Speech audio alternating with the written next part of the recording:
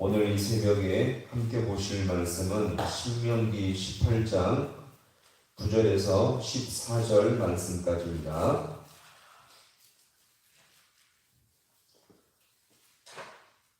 신명기 18장 9절에서 14절 말씀까지 우리 말씀을 한 절씩 교도하겠습니다. 내 하나님 여호와께서 내게 주시는 땅에 들어가거든 너는 그 민족들의 가증한 행위를 본받지 말 것이니 그들과 아내나 딸을 그 가운데로 지나가게 하는 자나 전쟁이나 비극을 말하는 자나 요술을 하는 자나 무장이나 진원자나 신적자나 박수나 초혼자를 너희 가운데 용납하지 말라. 이런 일을 행하는 모든 자를 여호와께서 가지고 계시니 이런 가증한 일로 말미암아 내 하나님 여호와께서 그들을 내 앞에서 쫓아내시느니라. 너는 내 하나님 여호와 앞에서 완전하라. 내가 쫓아낼 이 민족들은 기름을 말하는 자나 전쟁의 말을 듣거니와 내게는 내 하나님 여호와께서 이런 일을 용납하지 아니하시니라. 아멘. 할렐루야. 아멘. 오늘 이 새벽도 말씀을 통해서 주님의 뜻을 분별하면서 믿음 안에 살 수 있기를 간절히 소망합니다. 신명기 18장은 가나안 땅에서 장차 살아가게 될 때에 세워질 제사장에 대해서 말하는데 이렇게 그 자격에 대해서 말하다가 지금 갑자기 다시 한번 이 본문의 말씀이 바뀌고 있죠. 전에 이 제사장의 모습은요, 이제 다른 지파와 같지 않게 하나님께 받은 기업이 없는 자들로서 하나님이 친히 그들의 기업이 되셨습니다. 즉 그들은 하나님께만 붙어있고 주님께만 헌신한 자들로서 하나님이 주신 것들로만 이 땅을 살게 하셨죠. 이것이 바로 제사장의 삶의 영적 원리였음을 여기서 우리가 볼 수 있습니다. 따라서 이 제사장과 레위는요, 이스라엘 백성이 잘 섬겨야만 그들이 살 수 있는 영적 원리를 여기서 우리가 보았죠. 자, 그러다가 갑자기 오늘 이 본문에서 모세는 이스라엘 백성이 가나안 땅에 들어가게 되면 만나게 될 가증한 행위들을 여기서 말하고 있습니다. 오늘 이 본문의 말씀, 9절의 말씀 같이 함께 보겠습니다. 9절, 시작. 내 하나님 여호와께서 내게 주는 땅에 들어가거든 말 것이니 아멘. 그 민족들의 어떤 행위요? 가증한 행위. 이것은 이미 모세가 앞에서도 많이 반복했던 말이죠. 여기서 다시 한번 이 말씀을 반복하고 있는 것입니다. 지금 이 말을 하고 있었던 이 모세의 나이는요, 120살로서 죽음이 거의 임박한 그런 나이였죠. 근데 모세가 이제 나이가 많아서 할 말이 없어서 이 말을 하고 있는 것이 아니라 여기서 지금 다시 반복하고 있는 것은 뭐하기 때문에?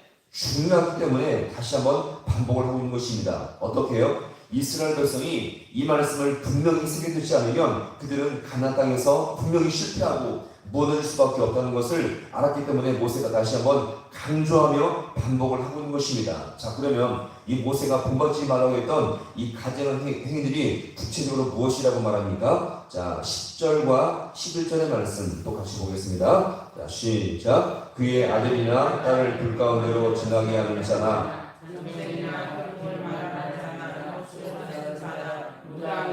진원자나 신적자나 박수나 초혼자를 너희 가운데 용납하지 말라. 아멘.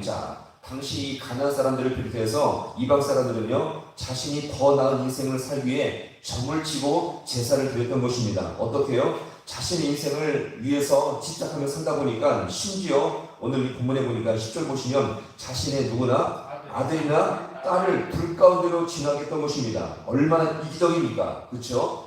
타락한 종교의 특징은요, 타락한 종교의 특징일수록 도덕과 윤리가 없어요. 부모와 자식이 전혀 없다는 거죠. 여기에 이 모든 초점은 무엇입니까? 자신의 만족, 자신의 인생을 위해서 살아갈 뿐이지 자신의 자녀와 이 모든 것들은 여기에 이 모든 것들의 문제가 되지 않고 자신의 이기적인 목적을 위해서 이 땅을 살게 한다는 것입니다. 그런 거예요. 윤리와 도덕이 다 찾아볼 수가 없게 된다는 것입니다. 그러면 오늘날처럼 과학과 기술이 발달했던 이 시대는 어떨까요? 오늘날의 이 종교의 모습은 어떨까요? 여전히 전쟁이와 무당들이 있습니까? 없습니까? 여전히 있죠. 여전히 있습니다. 그리고 그 사람들이 어려움과 고난을 만날 때마다 그들을 찾아가요. 그리고 심지어 큰 기업이나 회사들도 연초나 연말이 되었을 때 어떻습니까? 자신의 기업이 잘 되게 해달라고 뭘 해요? 제사를 드립니다.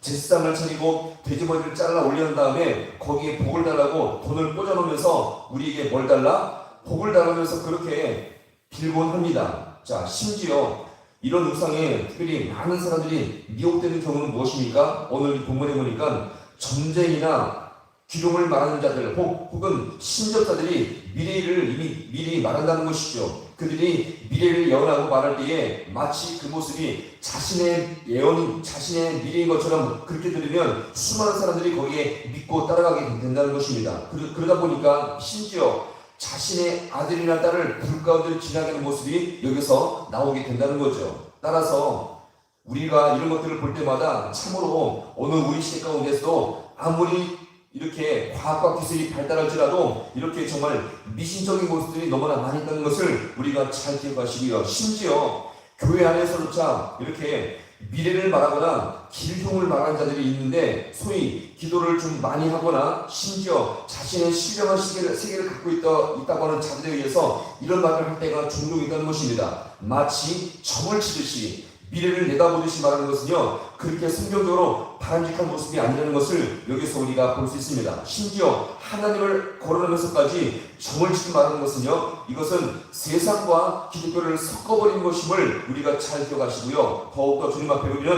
영적이고 순결한 모습을 따라갈 수 있기를 간절히 소망합니다. 자, 그럼 이런 면에서 이스라엘 백성은 이제 이방인들과 분명 달라했거든요. 하나님의 뜻을 알고 거룩하게 이 땅을 살아가야만 했던 것입니다. 자, 그러면 어떻게 다를 수 있는 삶을 살 수가 있는 것일까? 이것은 바로 뭐냐면 하나님의 뜻을 분명히 알려주는 가장 정확한 것이 있었는데 바로 무엇인가 이렇게 아들과 딸을 불 가운데 지나거나 그런 것이 아니라 바로 하나님의 말씀이 우리의 모든 삶을 가장 거룩하고 성결하게 인도할 수가 있었다는 것을 우리가 분명히 기억하시기 바랍니다. 특별히 이것을 증거하는 제사장과 선지자가 이 말씀을 전할 때 이것이 누구의 뜻이에요? 하나님의 뜻임을 그것을 믿고 살아갈 때에 그들은요 거룩한 삶을 살 수 있었음을 여기서 우리가 볼 수가 있는 것입니다. 자, 그러면 오늘 여기 부분에서 봤을 때 이방이나 주술과 그 다음에 오늘 하나님의 말씀은 어떤 차이가 있을까요? 분명히 무엇인가 자신의 인생을 더욱더 복되고 유익하게 하는 것처럼 보이지만 오늘 여기서 보시면 자 보세요. 이제 이방 주술과 그 다음에 이 복술가들은요 미래의 것을 말해요. 너희는 어떻게 될 것이다. 너희는 장차 무엇을 할 것이다. 미래적인 것을 말한다면 오늘 하나님의 말씀은요 지금 내 현재를 붙들게 하는 현재적인 면이 더욱더 강하다는 것을 여기서 우리가 볼 수가 있는 것입니다. 자, 그래서 오늘 우리는요 이 말씀을 붙들고 내 현재에 충실하며 지금 내 삶의 자리에서 믿음을 잘 지키면 우리의 미래는요 주님께서 보장하십니다. 아멘. 이것이 우리의 성도의 삶의 중요한 특징임을 우리가 분명히 기억하시기 바랍니다. 세상 주술과 전쟁에는요 너는 지금 내가 노력을 하지 않아도 장차 어떻게 될 것이다.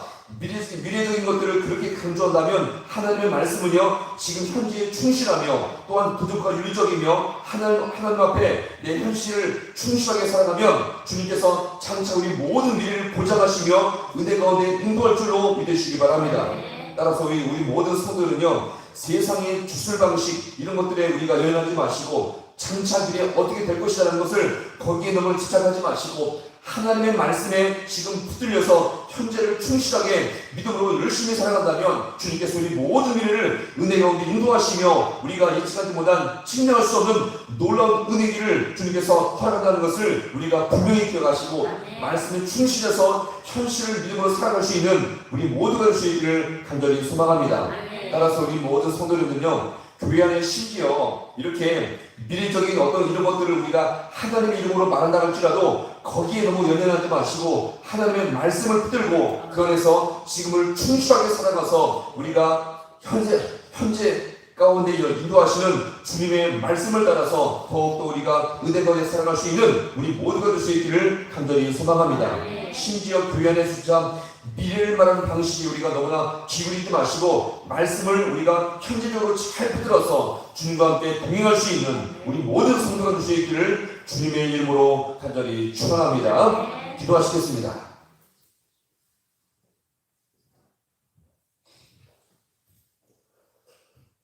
하나님 아버지 참으로 고맙고 감사를 드립니다.